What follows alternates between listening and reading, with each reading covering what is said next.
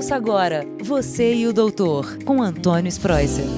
Olá, ouvintes do podcast Você e o Doutor. Semanalmente nós conversamos sobre saúde e qualidade de vida e eu procuro sempre atualizá-los e atualizá-las em questões básicas de saúde, o que está acontecendo no mundo da medicina. E essa semana eu vou conversar um pouquinho com vocês sobre os avanços, sobre os aprendizados que nós tivemos e o tratamento que a gente tem feito ultimamente em pacientes vítimas da Covid-19. Será que a gente aprendeu bastante já?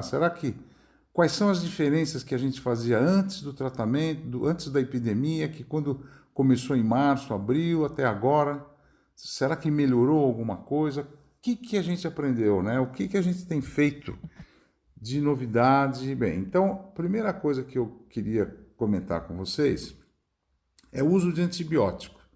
Antigamente os pacientes internavam em hospital, internavam na UTI, e nós já começávamos a dar antibiótico porque pensava que, além do vírus, as bactérias também podiam ter um papel fundamental na piora, né, do pulmão dos pacientes. E a gente aprendeu atualmente o quê? Quando você tem uma gripe, uma influenza está no seu corpo, você tem problema respiratório, 40% das vezes os pacientes ficam com co-infecção. Ou seja, o vírus está lá, a bactéria entra porque a imunidade está baixa. Em 40% das vezes, a gripe causada pela influenza, você precisa dar antibiótico para melhorar a função pulmonar e diminuir a infecção bacteriana. No caso do SARS-CoV-2, no caso da Covid-19, a gente aprendeu que somente de 5 a 7% dos casos é que precisam de antibiótico. Então a gente limitou muito o uso de antibióticos. Nós temos colhido mais secreção pulmonar, secreção traqueal. A gente tem feito estudo direcionado para ver que tipo de bactéria que o pulmão tem para tratar. Porque senão, antigamente a gente dava tanto antibiótico que a gente acabava fazendo com que o pulmão, o paciente nem precisasse de tanto antibiótico. Isso mais tarde pode virar uma superinfecção, né? A gente pode estar favorecendo para daqui a uns meses e anos o aparecimento de bactérias resistentes. Então, limitar o uso de antibiótico é importante, sendo que é importante fazer o estudo prévio, fazer cultura e antibiograma para saber se vai dar ou não. Segundo lugar, o uso do anticoagulante. A gente sabe que pessoas com doenças pré-existentes, comorbidade como hipertensão, obesidade, diabetes, já fazem com que o nosso sangue tenha a probabilidade de entupir, ficar mais grosso, coagular mais rápido. Então, o uso de enoxiparina, que é um tipo de anticoagulante que a gente usa no subcutâneo, aplicação de 2 vezes por dia, é importante para prevenção de trombose, embolia pulmonar, acidente vascular cerebral. Então a gente tem usado também esse anticoagulante. Pacientes que têm comprovadamente inflamação pulmonar por tomografia, né, e exames de radiografia, exame físico, a gente usa cortisona, dexametasona, metilprednisolona, que são anti-inflamatórios para evitar aquela guerra de citocinas que a gente tem no começo da doença.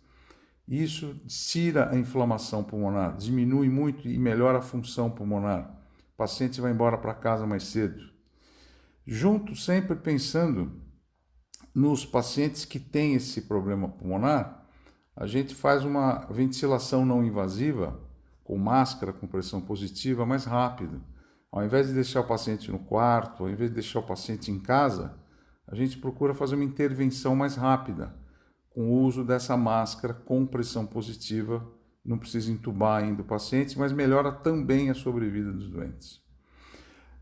Outra arma importante, a gente tem usado antivirais. Os antivirais, como o Zeltamivir, vocês lembram, é o Tamiflu, é um antiviral usado para gripe comum, pelo influenza. Esse Oseltamivir, ele é usado às vezes na fase inicial, e também, agora, recentemente, o Remdesivir, que é um outro antiviral. Esse antiviral foi usado para tratar a hepatite C e o vírus Ebola, e agora a gente tem usado também para a Covid-19. O Remdesivir, quando usado na dose certa e de uma maneira mais eficiente, ele abrevia a internação hospitalar, tira complicações, diminui mortalidade. Ele não mata propriamente o vírus, diretamente SARS-CoV-2, mas ele impede o paciente de complicações, entendeu? Então o Remdesivir tem sido usado e o Oseltamivir a gente deixa para casos mais leves e às vezes nem usa mais na fase inicial. E atualmente os cientistas e a medicina têm lançado os anticorpos monoclonais. Anticorpo monoclonal é uma droga feita no laboratório, é um anticorpo, como o próprio nome está falando, feito com medicina molecular, e a gente pega um pedaço do genoma do vírus, um bracinho do RNA, e faz o anticorpo contra aquele pedaço do vírus. Quando você coloca no corpo humano, esses anticorpos vão direcionar o ataque para os vírus, exato no caso o SARS-CoV-2. Então existem hoje 2 anticorpos monoclonais que estão sendo usados para matar o vírus e com sucesso. Também com diminuição do número de dias de internação hospitalar, o número de complicações também ficou menor.